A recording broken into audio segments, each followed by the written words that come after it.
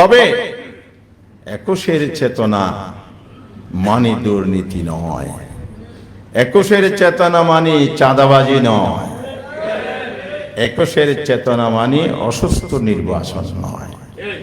গণতন্ত্রের সঠিক পথে চলতে হলে অবশ্যই বাংলাদেশকে কারাপশন ফ্রি করতে হবে, চাঁদাবাজ মুক্ত করতে হবে।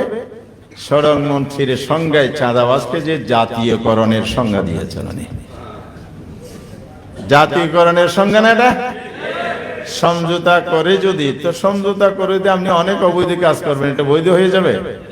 হবে? তো চাঁদা কি বৈধ? তো সমঝোতা করে অবৈধ থেকে বৈধতা দেয়া যাবে? সুতরাং হয় এ বক্তব্য ড্র করেন, না হয় জনগণ বুঝে যাবে আপনারা কিভাবে দেশ চালাবেন।